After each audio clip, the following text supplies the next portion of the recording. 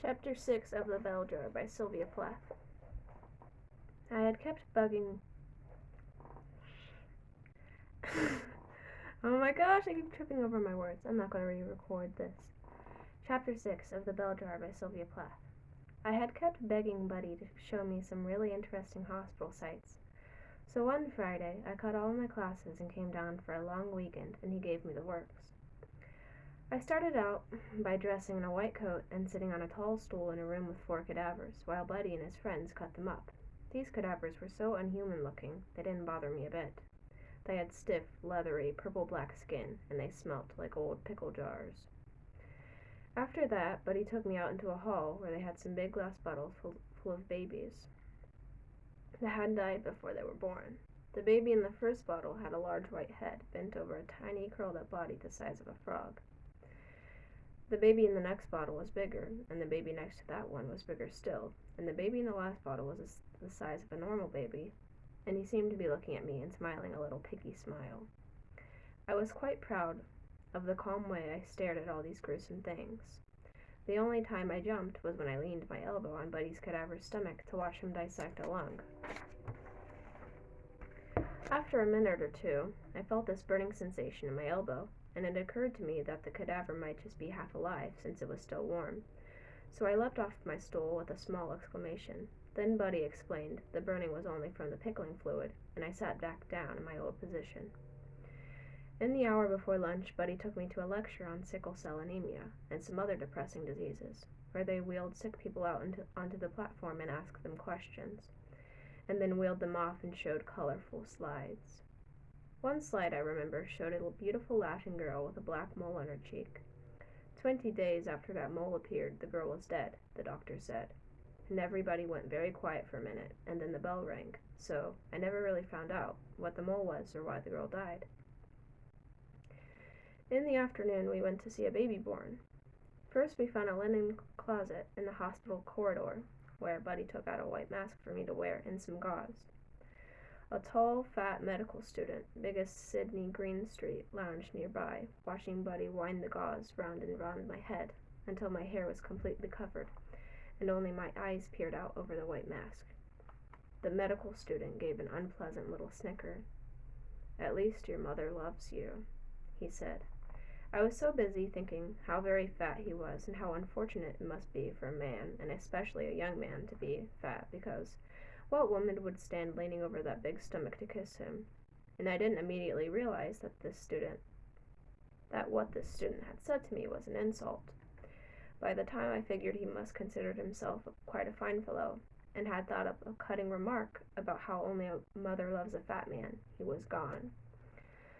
Buddy was examining a queer wooden plaque on the wall, with a row of holes in it, starting from a hole about the size of a silver dollar, and ending with one the size of a dinner plate. "Fine, fine," he said to me. "There's somebody about to have a baby this minute." At the door of the delivery room stood a thin, stoop-shouldered medical student Buddy knew. "Hello, Will," Buddy said. "Who's on the job?" "I am," Will said gloomily, and I noticed little drops of sweat beading his high, pale forehead. "I am, and it's my first." Buddy told me Will was a third-year man and had to deliver 8 babies before he could graduate. Then we noticed a bustle at the far end of the hall, and some men in lime green coats and skull caps and a few nurses came moving towards us in a ragged procession, wheeling a trolley with a big white lump on it. "You oughtn't to see this," Will muttered in my ear. "You'll never want to have a baby if you do. They oughtn't let women watch. It'll be the end of the human race." Buddy and I laughed, and then Buddy shook Will's hand, and we all went into the room. I was so struck by the side of the table where they were lifting the woman, I didn't say a word. It looked like some awful torture table, with these metal strips sticking up in midair at one end, and all sorts of instruments and wires and tubes. I couldn't make out properly at the other. Buddy and I stood together by the window, a few feet away from the woman, where we had a perfect view. The woman's stomach stuck up so high I couldn't see her face or the upper part of her body at all. She seemed to have nothing but an enormous spider-fat stomach and two little ugly spindly legs propped in this high stirrups. And all the time the baby was being born, she never stopped making this unhuman wooing noise. Later, Buddy told me the woman was on a drug that would make her forget she had any pain, and that when she swore and groaned, she didn't really know what she was doing because she was in a kind of twilight sleep. I thought it sounded just like the sort of drug a man would invent. Here was a woman in terrible pain, obviously feeling every bit of it, or she wouldn't groan like that. And she would go straight home and start another baby because the drug would make her forget how bad the pain had been, when all the time, in some secret part of her, that long, blind, doorless and windowless corridor of pain was waiting to open up and shut her in again. The head doctor, who was supervising Will, kept saying to the woman, "Push down, Mrs. Tomolilo. Push down, that's a good girl, push down." And finally, through the split shaven place between her legs, lurid with disinfectant, I saw a dark, fuzzy thing appear. "The baby's head," Buddy whispered under cover of the woman's groans. But the baby's head stuck for some reason, and the doctor told Will he'd have to make a cut. I heard the scissors close on the woman's skin like cloth, and the blood began to run down, a fierce bright red. Then all at once the baby seemed to plop out into Will's hand, the color of a blue plum and flowered with white stuff and streaked with blood, and Will kept saying, "I'm going to drop it, I'm going to drop it, I'm going to drop it," in a terrified voice. "No, you're not," the doctor said, and took the baby out of Will's hands and started massaging it, and the blue color went away, and the baby started to cry in a lorn, croaky voice, and I could see it was a boy. The first thing the baby did was pee in the doctor's face. I told Buddy later I didn't see how that was possible, but he said that was quite possible, though unusual, to see something like that happen. As soon as the baby was born, the people in the room divided up into two groups, the nurses tying a metal dog tag on the baby's wrists and swabbing its eyes with cotton on the end of the stick, and wrapping it up and putting it in a canvas-sided cot, while the doctor and Will started sewing up the woman's cut with a needle and a long thread. "I think," somebody said, "it's a boy, Mrs. Tomolilo." But the woman didn't answer or raise her head. "Well, how was it?" Buddy asked with a satisfied expression as we walked across the green quadrangle to his room. "Wonderful," I said. I could see something like that every day. I didn't feel up to asking him if there were any other ways to have babies. For some reason, the most important thing to me was actually seeing the baby come out of you yourself and making sure it was yours. I thought if you had to have all that pain anyway, you might as well stay awake. I had always imagined myself hitching up onto my elbows on the delivery table after it was all over, dead white, of course, with no makeup from that awful ordeal, but smiling and radiant, with my hair down to my waist, and reaching out for my first little squirmy child and saying its name, whatever it was. "Why was it all covered with flour?" I asked them to keep the conversation going, and Buddy told me about the waxy stuff that guarded the baby's skin. When we were back in Buddy's room, which reminded me of nothing as much as a monk's cell, with its bare walls and bare bed and bare floor, and the desk loaded with Gray's Anatomy and other thick, gruesome books, Buddy lit a candle and uncorked a bottle of Dubonnet. Then we lay down side by side on the bed, and Buddy sipped his wine, and while I read aloud "Somewhere I Have Never Traveled" and other poems from my book I'd brought. Buddy said he figured there must be something in poetry if a girl like me spent all her days over it, so each time we met I read him some poetry and explained to him what I found in it. It was Buddy's idea. He always arranged our weekends, so we'd never regret wasting our time in any way. Buddy's father was like a teacher, and I think Buddy could have been a teacher as well. He was always trying to explain things to me and introduce me to new knowledge. Suddenly, after I finished a poem, he said, Esther, have you ever seen a man? The way he said it, I knew he didn't mean a regular man, or a man in general. I knew he meant a man naked. No, I said, only statues. Well, don't you think... Ah! Well, don't you think you would like to see me? I didn't know what to say. My mother and my grandmother had started hinting around to me a lot lately about what a fine, clean boy Buddy Willard was, coming from such a fine, clean family, and how everybody at church thought he was a model person, so kind to his parents and to older people, as well as so athletic and so handsome and so intelligent. All I'd heard about, really, was how fine and clean Buddy was, and how he was the kind of person a girl should stay fine and clean for, so I didn't really see the harm in anything Buddy would think up to. Well, all right, I guess so, I said. I stared at Buddy while he unzipped his chino pants and took them off and laid them on a chair, and then took off his underpants that were made of something like nylon fishnet. They're cool, he explained, and my mother says they wash easily. Then he stood there in front of me, and I kept staring at him. The only thing I could think of was turkey neck and turkey gizzards, and I felt very depressed. Buddy seemed hurt that I didn't say anything. I think you ought to get used to me like this, he said. Now let me see you. But undressing in front of Buddy suddenly appealed to me about as much as having my posture picture taken at college, where you have to stand naked in front of a camera knowing all the time that a picture of you stark naked, both full view and side view, is going into the college gym files to be marked A, B, C, or D, depending on how straight you are. Oh, some other time, I said. All right. Buddy got dressed again. Then we kissed and hugged a while, and I felt a little better. I drank the rest of the Dubonnet and sat cross-legged at the end of Buddy's bed and asked for a comb. I began to comb my hair down over my face so Buddy couldn't see it. Suddenly I said, Have you ever had an affair with anyone, Buddy? I don't know what made me say it. The words just popped out of my mouth. I never thought for 1 minute that Buddy Willard would have an affair with anyone.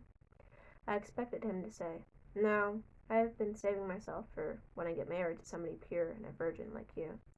But Buddy didn't say anything. He just turned pink. Well, have you? What do you mean, an affair? Buddy asked then in a hollow voice. You know, have you ever gone to bed with anyone?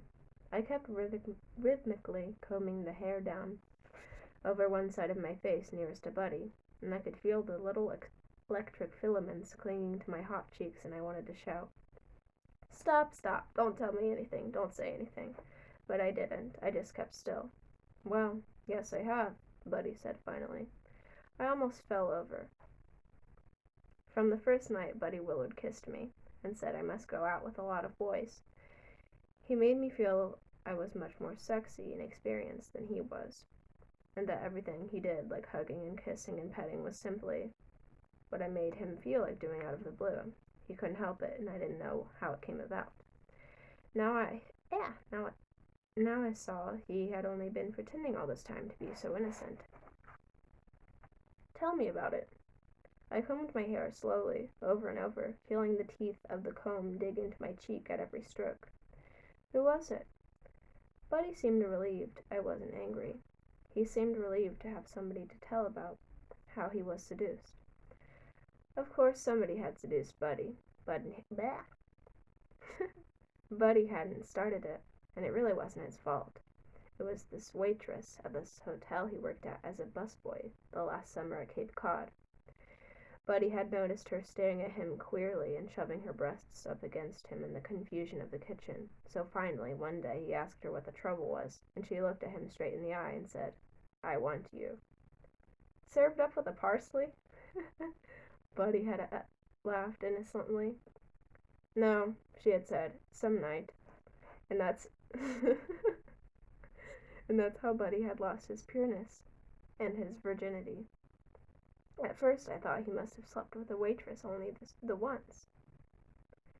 But when I asked how many times, just to make sure, He said he couldn't remember but a couple of times a week for the rest of the summer. I multiplied 3 by 10 and got 30, which seemed beyond all reason. After that, something in me just froze up. Back at college, I started asking a senior here and a senior there what they would do if a boy they knew suddenly told them he'd slept 30 times with some slutty waitress one summer, smack in the middle of knowing them. But these seniors said most boys were like that, and you couldn't honestly accuse them of anything until you were at least pinned or engaged to be married. Actually, it wasn't the idea of Buddy sleeping with somebody that bothered me.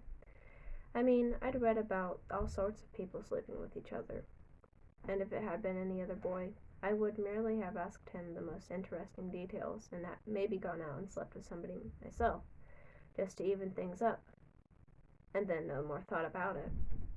What I couldn't stand was Buddy's pretending I was so sexy and he was so pure, when all the time he'd been having an affair with that tardy waitress.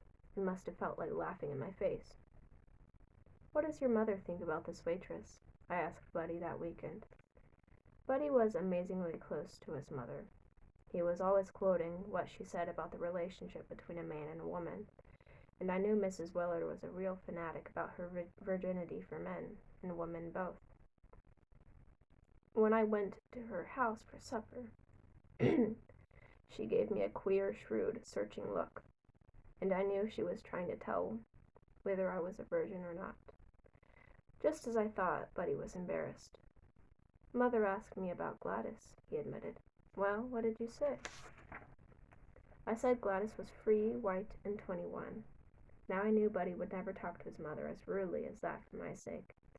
He was always saying how his mother said, "What a man wants is a mate, and what a woman wants is infinite security, and what a man is an arrow into the future, and what a woman is the place the arrow shoots off from," until it made me tired. Every time I tried to argue, Buddy would say his mother still got pleasure out of his father, and wasn't that wonderful for people their age. It must mean she really knew and what was what. Well, I had just decided to ditch Buddy Willard for once and for all because, not because he'd slept with that waitress, but because he didn't have the honest guts to admit it straight off to everybody and face up to it as part of his character. When the phone in the hall rang and somebody said in a little knowing sing-song, "It's for you, Esther, it's from Boston," I could tell right away something must be wrong because Buddy was the only person I knew in Boston, and he never called me long distance because it was so much more expensive than letters. Once, when he had a message he wanted me to get almost immediately, he went all around his entry at medical school asking if anybody was driving up to my college that weekend, and sure enough, somebody was, so he gave him a note for me, and I got it the same day. He didn't even have to pay for a stamp. It was Buddy, all right. He told me that the annual fall chest x-ray showed me he caught TB, and he was going off on a scholarship for medical students who caught TB to a TB place in the Iron Docks. Then he said I hadn't written since that last weekend, and he hoped nothing was the matter between us. And would I please try to write him at least once a week and come to visit him at this TB place in my Christmas vacation? I had never heard Buddy so upset. He was very proud of his perfect health, and was always telling me it was psychosomatic when my sinuses blocked up and I couldn't breathe. I thought this an odd attitude for a doctor to have, and perhaps he should study to be a psychiatrist instead, but of course I never came right out and said so. I told Buddy how sorry I was about the TB and promised to write, but when I hung up I didn't feel one bit sorry. I only felt a wonderful relief. I thought the TB might just be a punishment for living the kind of double life Buddy lived, and feeling so superior to people, and I thought how convenient it was. Now I didn't have to announce to everybody at college I had broken off with Buddy, and start the boring business of blind dates all over again. I simply told everybody that Buddy had TB and we were practically engaged, and when I stayed in to study on Saturday nights, they were extremely kind to me because they thought I was so brave working that way I did just to hide a broken heart. End of chapter 6.